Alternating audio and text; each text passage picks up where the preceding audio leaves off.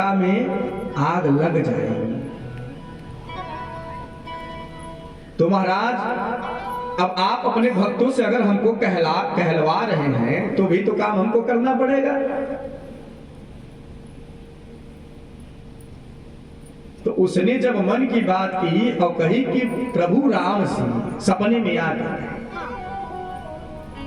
तब मैं समझ गया कि भगवान लगता है कि हमको कुछ कहने के लिए भूल गए, जो इस राक्षसी के द्वारा हमको संबोधित कर रहे हैं।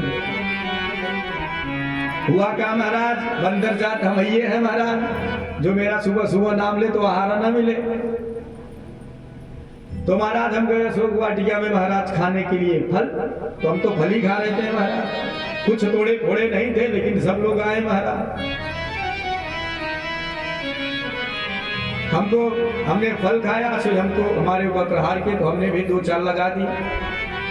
महाराज एक बात कहूं, जब हमको पकड़ कर लेकर गए बांध कर, महाराज अपनी हनुमान जी महाराज जी रामचंद्र से कह रहे, महाराज हे प्रभु अपनी जान की रक्षा सब करते हैं, सबको डर लगता है। महाराज लंका में जितनी कपड़े थे महाराज सब ने मेरे पूछे बांध दी, जितनी तेल जितनी सब महाराज पेट्रोल डीजल थे महाराज सब छिड़कवाई दी महाराज, आग लगा दी। तो महाराज ना कपड़ा रहा, ना घर रही, ना तेल रहा महाराज। अब हमको छुड़वा दिए दशानन, हम जाए तो जाए कहाँ महाराज। स्वयं इधर उधर बानर के जात कूद रहे थे, सब अपने आप ही लग गई, हमने तो कुछ नहीं करा। तो महाराज जैसे ही देखा समुद्र, हम कूद पड़े, हमारी आग बुझ गई और चूड़ा मड़ी मैया की दीवे बैठकर मैं इस पार आपके सम्मुख आ गया। तो हे प्रभु मेरा इसमें कुछ नहीं है, करने वाले आप, कराने वाले आप, बनाने वाले आप, बिगाड़ने वाले आप। बोले सियावर रामचंद्र की जय।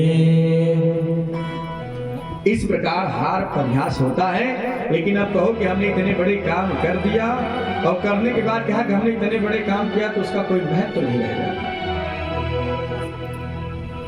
किया तो अच्छा किया। अब गाँव हर घर में, अरे भैया हमने व्यास जी को सोने की अंगूठी, हीरा की अंगूठी पहनवा दी महाराज, तो क्या हुआ महाराज, आजकल तो बातों बातों कान में पहुंच जाती है। इस प्रकार सुखदेव बाबा के परीक्षित इस प्रकार भगवान इतने बड़े परिवार में भी खूब सरलता से रहे, कभी मुरझाई नहीं। जैसे जैसे विवाह हुए वैसे वैसे ही भगवान के पुत्र पौत्रादि का विवाह हुआ, भगवान के प्रद्युम्न हुए और पौत्र अनिरुद्ध हुए। अनिरुद्ध के 2 विवाह हुए, दोनों भयंकर युद्ध हुआ। अनिरुद्ध का एक विवाह रुक्मिणी के भाई रुक्मी की नाती के साथ, और रुक्मी के भगवान बारात लेकर आए। इधर विवाह हो रहा था कि दाऊ जी भैया को पकड़कर रुक्मी बोला, दाऊ चलो कुछ द्यूत क्रीड़ा हो जाए। अब क्या हुआ महाराज, पासे फेंकने लगा। अब पासे तो फेंक रहे, लेकिन बार बार दाऊ भैया जीते चले जा रहे। अब रुक्मी बराबर कहता है कि आप हार रहे हो। खूब महाराज चढ़ाया। अब रुक्मी का ही समर्थन कर रहा है। अचानक आकाशवाणी हुई, तदा ब्रह्मीण भुवाणी बले नैव जितो नः। आकाशवाणी हुआ महाराज, द्यूत क्रीड़ा में दाऊ जी की विजय हो रही है। सोई दाऊ जी गदगद हो गए। अब आकाशवाणी की तो बात मानोगे भाई, देववाणी मिथ्या नहीं हो सकती। अब तुम अब तक क्यों मूर्ख बन रहे हो। जब दाऊ भैया ने प्रहार किया तो रुक्मी के मुख से निकल गया, सुनो दाऊ जी तुम लोग गवार वालों हो, गैया चराने वालों हो, खेल जुआ का काम ये राजाओं का होता है। तुम ग्वालन क्या जानोगे, तुम दही बेचो, चोरी करो, दूध बेचो, तुम वन चोर द्यूत क्रीड़ा के बारे में क्या जानते हो। तब दाऊ जी के महाराज आंखें जो थी महाराज लाल हो गई। मूर्ख एक तरफ हमें रिश्तेदार बनाता है, एक तरफ युद्ध के लिए ललकारता है। हाँ, और दूसरी ओर बनचोर कहता है हमको। अभी मैं लिखा था, फल मूसल उठाया महाराज। दाऊ जी ने पकड़कर एक मूसल धमक दिया, सोई छठ रुक्मिणी का प्रारंभ हो गया। बोले दाऊ जी भैया की जय हो। एक मुक्के में ही महाराज सब। और जो ठुठुरती जो एक परिहास वाला भिड़ा रहा था कि दाऊ जी जीत रहे हैं, भगवान ने भी उसको एक झुमा के मुक्का मारा, सोई उसका भी प्राणांत हो गया। सारे के सारे गात टूट गए। हाहाकार मच गया महाराज। दाऊ भैया बिगड़े तो इनके सामने आए तो अब तो भगवान के सामने धर्म संकट आया, क्योंकि दाऊ भैया ने रुक्मिणी को मारा तो रुक्मिणी के भाई थे। अब दाऊ भैया गरम बोले तो बोले कौन? पहली बात घर में सबसे ऊंची, तो कुछ भगवान बोल नहीं रहे हैं। अब अगर कह रहे हैं कि हम बोल रहे हैं तो महाराज रुक्मिणी जी को तकलीफ होगा। क्यों? तो दाऊ जी भैया साले साहब कोई उठा के पटक दिए। पटके होते तो ठीक था महाराज, लेकिन एकदम से ही पटक दिए। हाँ, अब बोले तो बोले क्या? और अगर मैं बोल भी नहीं रहा हूं तो ये कहेंगी कि देखो तुम्हारे भैया ने हमारे भाई को मार दिया, आप खड़े खड़े बोले, कुछ देखे नहीं। भगवान सोच रहे हैं महाराज अच्छी खुशी से वो काम हो रहा था, दाऊ भैया ने सब उल्टा पुल्टा कर दिया। पर बड़े भैया सबके बीच में डांटेंगे कि तेरा साला मर गया तू हमको बिगड़ रहा है, अपने साले के पक्ष से हमसे लड़ाई करेगा। तो भाई का अपमान होगा महाराज। अब भाई का अपमान देखा नहीं जाएगा। अब कृष्ण कन्हैया दोनों तरफ से फंसे, साले साहब से, इधर दाऊ भैया से भी फंसे। इसलिए एकदम मुंह पे ताला लगाए और भगवान कुछ बोले। कोई प्रक्रिया भगवान ने व्यक्त नहीं की। सुखदेव कहते भगवान निहते रुक्मिणी स्वालो ना प्रीत्वा दुकावा। अब भगवान इसलिए नहीं बोले क्योंकि रुक्मिणी बलयो राजा। रुक्मिणी और बलराम दोनों का स्नेह बनाए रखने के लिए भगवान ने किसी के पक्ष में बात नहीं कही, ना हाँ कहा और ना ही ना कहा, मौन धारण कर लिया। इस प्रकार अनिरुद्ध जी का प्रथम विवाह हुआ। बोलिए अनिरुद्ध भगवान की। अनिरुद्ध का दूसरा विवाह बाणासुर की बेटी उषा के साथ हुआ। इस विवाह में स्वयं द्वारिकाधीश कृष्ण को शंकर जी ने युद्ध करना पड़ा। बाणासुर बहुत भारी शिव भक्त था और उसकी बेटी उषा स्वप्न में अनिरुद्ध से गंधर्व विवाह कर लिया। रचा ली महाराज, प्रतिज्ञा की कि मेरा विवाह उसी से होगा जिसे स्वप्न में मैंने देखा है। अब बाणासुर के मंत्री बेटी थी चित्रलेखा, जो बड़ी मायावी चित्र बनाती थी महाराज। एक बार जिसकी शक्ल देख ले उसकी चित्र तुरंत बना देती थी। उसने चित्र बनाते बनाते जब अनिरुद्ध का चित्र बना दिया तो उसे देखते ही उषा प्रसन्न हो गई। चित्रलेखा ने कहा चिंता मत कर बहन, इन्हें तेरे सामने मैं ला के रख दूंगी। अब मायावती थी महाराज, आकाशवाणी से उड़ी और उड़ती गए और द्वारकापुर में सोते हुए अनिरुद्ध को पलंग पर देखा। सोते हुए उठाकर लाई, बाणासुर के राजभवन कमरे में अनिरुद्ध को डाल दिया। नींद खुली तो पूछा देवी जी, अब अनिरुद्ध जी ने उठा, ये कहां पहुंच गए भैया? इतने बड़ी ठाट बाट कहां से आए गए? उषा को देखा तो पूछे देवी कौन हो आप? उषा ने कहा प्रभु मैंने आपको बुलाया। क्यों बुलाया भाई? महाराज बुरा मत मनियो, मैं विवाह करना चाहती हूँ। अरे ऐसे कोई लाता है क्या विवाह करने के लिए? हाँ, सोई सुहाई अच्छी नहीं लगी थी महाराज, कौन मुझे लेके आया? देवी जी विवाह करना था तो सीधी सीधे बोलती है, ऐसे उड़ा के लाने की क्या आवश्यकता? अनिरुद्ध ने भी उषा को पसंद किया और दोनों का गांधारवी से चुपचाप विवाह हो गया। तब राजकुमारी के भवन में अनिरुद्ध विराजमान हो गए। किसी बात पर उन्हें जोर से हंसी आई, सोई द्वारपाल सुना। अरे राम राम राम, राजकुमारी के भवन में कौन सा मनुष्य आके बैठा भैया, कौन राजकुमार आ गया? आवाज ऐसी कहां से सुनाई पड़ी? जाकर बाणासुर से शिकायत की, कन्या या कल दूषण।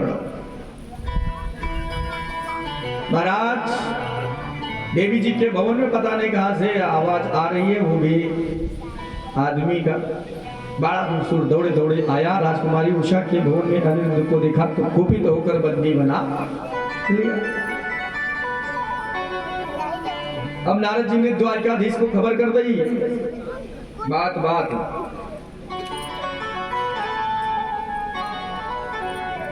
बाल बच्चों से आनंद। देखिए भगवान नारद जी भी क्या गणित खेलते हैं। कहते महाराज प्रणाम। अरे आओ नारद जी, कैसे पधारी? ये बताओ आपके बच्चे तो कुशल मंगल हैं। अब द्वारकाधीश को पता हो तब तो जाने, पता तो ये नहीं है कि हमारा बालक कब उड़न खटोला से चला गया महाराज। स्वयं भगवान ने कहा क्यों, क्या बात है? तो नारद जी कहने की प्रभु बुरा मत मनियो, आजकल अनिरुद्ध दिख नहीं रहे हो है, कहां चला गया? तो नारद जी बोले वाह महाराज, आपको कुछ पता नहीं, वहां बाणासुर के यहाँ बंदी गृह में हवा खा रहा है। भगवान ने पूरी नारायणी सेना के साथ बाणासुर की नगरी शोणितपुर में प्रवेश किया। अब बाणासुर महाराज भोलेनाथ का परम भक्त था और भक्त की रक्षा करना भगवान का काम है महाराज।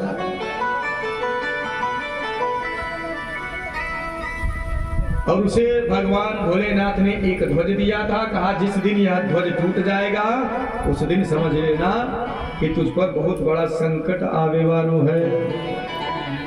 इधर भगवान ने चढ़ाई की, उधर से ध्वज टूट गया। बाणासुर घबराया, भोलेनाथ के पास आया, प्रभु आप मेरे स्वामी हैं, सोई कृपा करके रक्षा करके बचाओ। भोलेनाथ ने वचन दिया चिंता मत करो, मैं सेवा करूंगा, मैं तेरे साथ हूं। अब बाणासुर के महल में भगवान भोलेनाथ द्वारपाल बनकर बैठे खड़े हो। ऐसा कर, तू जा अंदर विश्राम कर, मैं देखता हूं। अब जैसे ही द्वारकाधीश युद्ध के लिए आए तो भोलेनाथ को देखकर पहले नमस्कार किया। भोलेनाथ प्रणाम। भोलेनाथ ने कहा स्वागत है सरकार, ये बताओ आप कहां यहां कैसे? भगवान ने कहा मेरे पौत्र बाणासुर अनिरुद्ध को बंदी बना रखा है, उसे इस दंड का अपराध हो गया। दुस्साहस कैसे किया उसने? अब भगवान कह रहे हैं कि हे भोलेनाथ ये बताओ कि आप यहां कैसे? भोलेनाथ ने कहा महाराज आप जिसे लड़ने आए वो मेरा सेवक है और सेवक का रक्षा करना भगवान हम सबका धर्म है, इसलिए वो मेरा पक्का चेला है। द्वारकाधीश ने कहा प्रभु आप हट जाइए, हम बिना दंड दिए नहीं जाएंगे। भोलेनाथ ने कहा प्रभु तो चेला के साथ हम भी विश्वासघात नहीं करेंगे, हमने उसकी रक्षा का वचन दिया है, ऐसा कैसे छोड़ दे? भगवान बोले तो फिर आ जाओ, फिर एक एक दो हाथ युद्ध हो। फिर क्या था, दोनों में आमने सामने भयंकर युद्ध हुआ, दिव्य शास्त्रों का प्रयोग हो रहा था कि तब तक भोले ने अपना अत्यंत अमोघ पाशु पत्रास्त्र चला दिया, इधर भगवान ने अपना नारायण संभाल लिया। महात्मा खड़े हुए, अरे महाराज आप दोनों युद्ध करके प्रलय लाओगे क्या?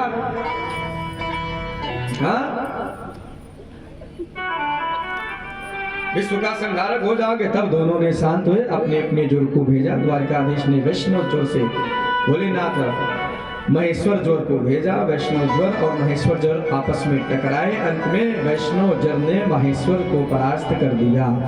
बोलिए भक्तवत्सल भगवान की जय। महेश्वर जोर ने भगवान की 4 श्लोकों में स्तुति गाई। इन 4 श्लोकों का नित्य पाठ करने से ज्वर बाधा नहीं होता। नमामि स्वान संतप्तिं परेशम सर्वात्मन केवलम ज्ञाप्ति मात्रम विश्वोत्पत्ति स्थानाधोस्तु यदित्यं प्रसांग। महेश्वर से तुरंत स्तुति की, भगवान प्रसन्न होकर जोर श्राप मुक्त किया और भगवान जिम्भ शास्त्र के द्वारा भोले को मोहित कर दिया। इस प्रकार भगवान ने पूरे अस्त्र शस्त्र के साथ भगवान को हराया और भोले बाबा को जोर जोर से जम्हाई लगी। भोले बाबा ने चुटकी बजाते हुए भीतर घुस गए। बाणासुर युद्ध के लिए आया तो भगवान सुदर्शन से 1000 हाथों को काटना प्रारंभ कर दिया। जब बाणासुर के हाथ कटे तो उसकी धाई मां कोटरा देवी नग्न होकर भूमि में आए और भगवान मुंह फेर कर खड़े हो गए।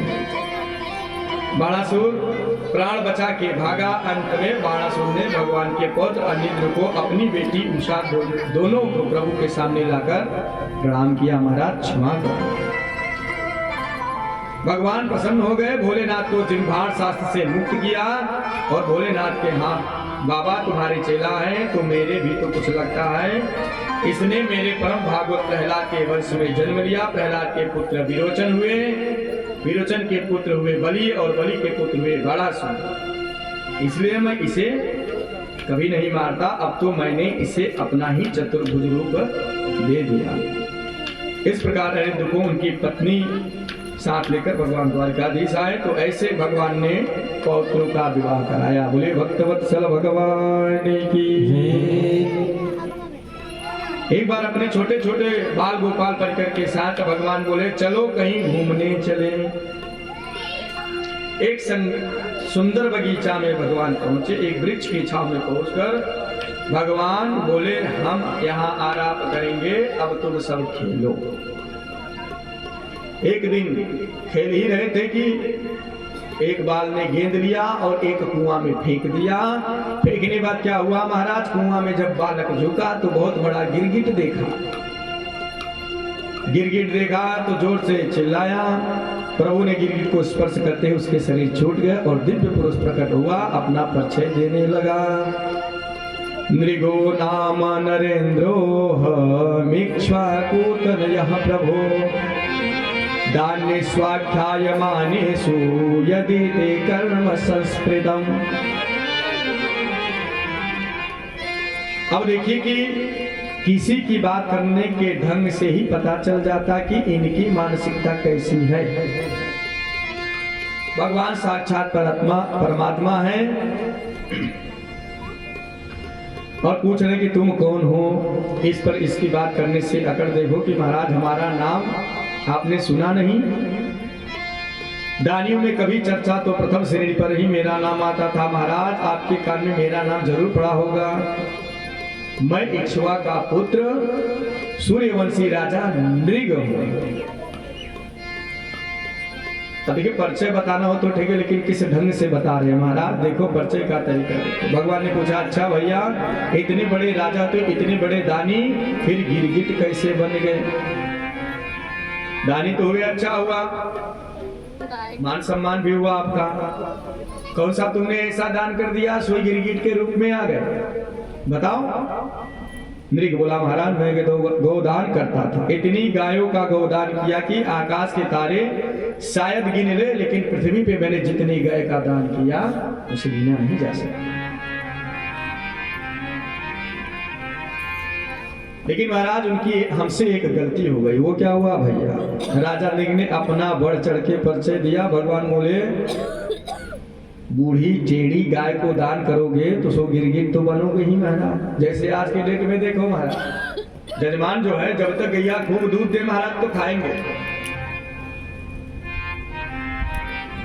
और हम जान जाए कि गैया निकलने वाली है तो कहते हैं महाराज बड़ी इच्छा हो रही है आपको गौदान करते। हाँ? जान जाते कि कुछ मिलने वाला तो है नहीं, सोई पंडित जी को बुलाओ लेके जाएंगे आराम से। तो भैया पंडित जी सोचते हैं चलते हैं, चलो ठीक है। पंडित जी आते सोचते चलो गैया लगेंगे मिलेगी, दूध लगने वाली दोहे वाली होगी। लेकिन महाराज जब महाराज जी जाते हैं तो वहां केवल गैया। महाराज जजमान कहता है महाराज 4 महीना से इसके पेट में बच्चा भरा पड़ा हुआ है, आप इसे लेकर जाए महाराज।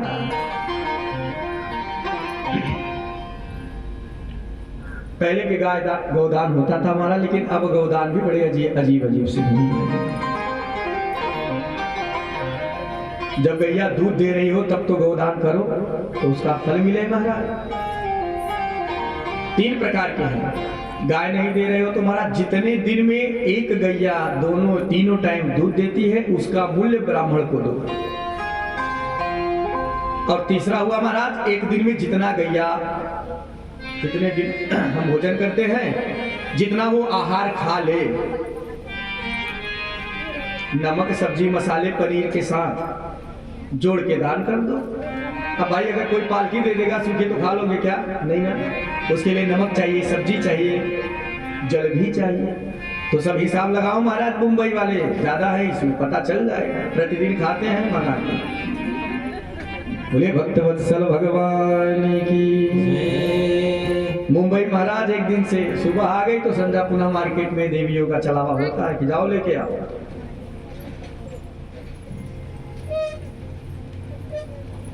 गैया का यहाँ दूध नहीं पीती महाराज, यहाँ गोबर। लेकिन वहां पता नहीं किन किन चीजों से दूध बन रहा है महाराज। अच्छा एक खासियत आप लोगों ने देखा है देवियों का, मैं बताता हूँ। जहां तक मैंने सोचा, इतने बड़े घर भवन है हमारे पास, घर भगवान ने हमको दिया है। लेकिन अगर कोई विप्र और बंधु हम बुला ले कि देवी जी थोड़ा बढ़िया पकवान बनाओ, आज थोड़े रिश्तेदार आ रहे हैं या मित्र आ रहे हैं, सोई कहेंगे तुमको समझ में नहीं आता क्या? सुबह से शाम तक मैं काम करती हूँ और फिर तुम्हें न्योता देके बुला लिया।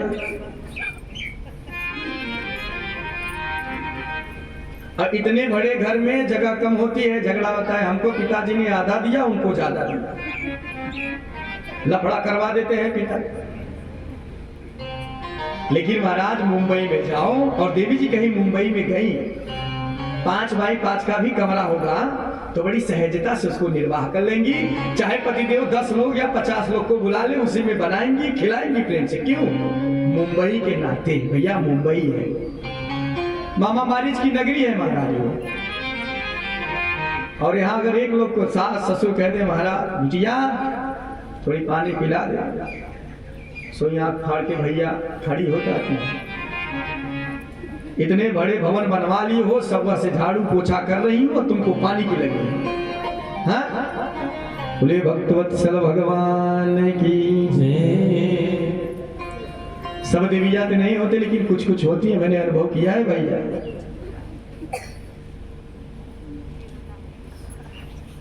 मुंबई की एक और खास बात है क्या, यहाँ तो भैया गुड़ पानी नहीं है तो शक्कर दे के पिला देती है, लेकिन मुंबई में जाओ तो महाराज sir ji take you water, हाँ सूखा सूखा पानी दे देती है। अब गांव के लोग गए, भैया अरे कितनी बेशरम है भैया, ना मीठा लाई। आजकल के महाराज जो बिस्किट है हम सब खाते हैं, उसको कुत्ता भी नहीं खा रहे हैं। हाँ बड़े बड़े कुत्ते हैं महाराज, पार्ले जी बिस्किट डाल तो छूते ही नहीं, देखते ही नहीं, खाने की तो बात छोड़ दो। प्रेम से बोलिए राधे राधे। ये मैंने बड़ा अनुभव किया है महाराज। सास ससुर की जो सेवा कर ले महाराज, मैं तो कहता हूँ कोई कहीं मत जाओ, ना वृंदावन जाओ, ना अयोध्या जाओ, किसी देवी के पास मत जाओ, किसी देवता के पथ मत जाओ। मैं व्यास मंच से कहता हूँ कि अपने माता पिता की सेवा कर दो महाराज, सोई सब की आपने सेवा कर दी। बोले मातृ पितृ भगवान की जय। इतने लोग बैठे हैं महाराज, अगर मैं किसी से पूछूं कोई चलता फिरता देवता देखा है तो आप लोग क्या बताएंगे? कथा तो आप सब लोग सुनते हैं, बताओ कोई चलता फिरता देवता देखा हो। अब हमसे कहोगे तो महाराज हम देखे हैं। आप सोचो कि महाराज अब हम आपके सामने जन्म लिए हैं, बहुत ज्यादा उम्र नहीं, 25-26 प्लस चल रहे हैं, तो चलते फिरते देवता है कौन महाराज? किसी को नहीं पता। माता पिता जो हमारे हैं महाराज, ये प्रत्यक्ष देवता है, लेकिन हम उन्हीं को दान तब तक करो महाराज जब तक धन अपने अधीन हो। कहीं युवा अवस्था है तो बच्चे डर रहे हैं, लेकिन वृद्धावस्था आता है तो बालक नहीं डरते।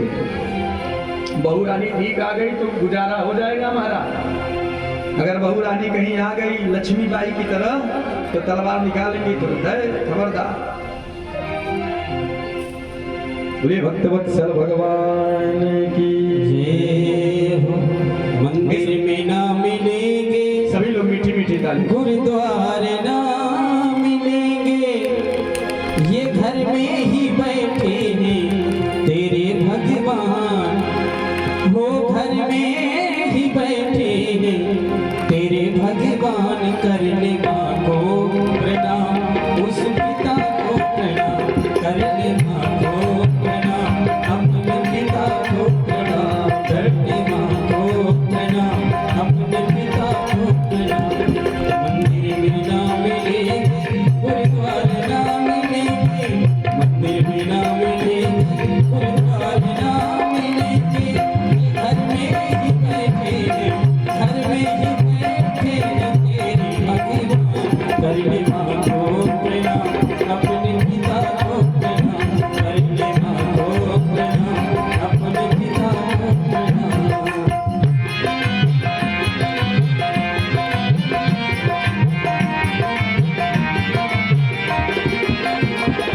हरि बोल।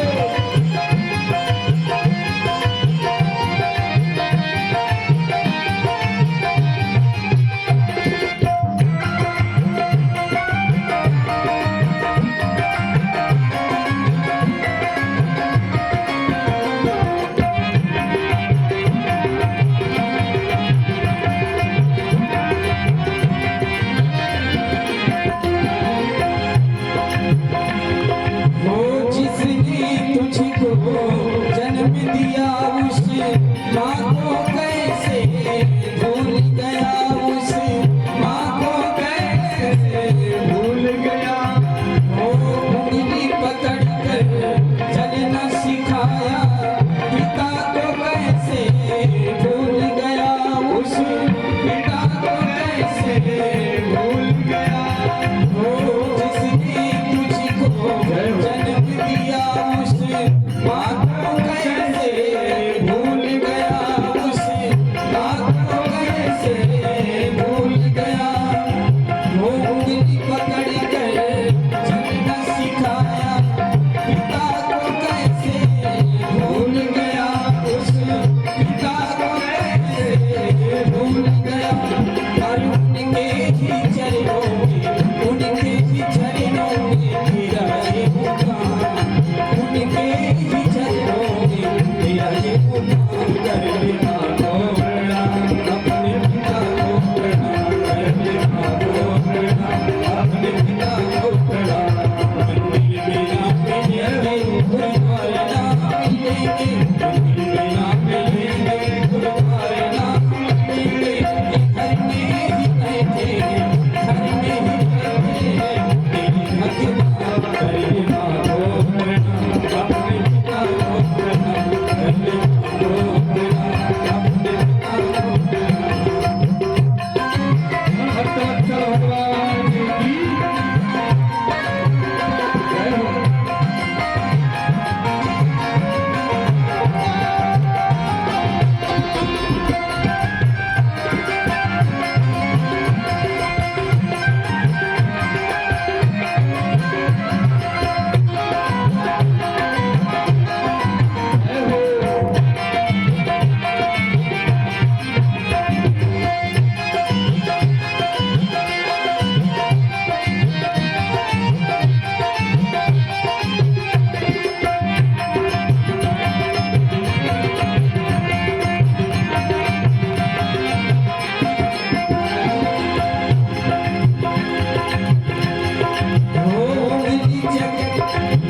उंगली पकड़ कर चलना सिखाया, भूखे रह कर तुझे खिलाया।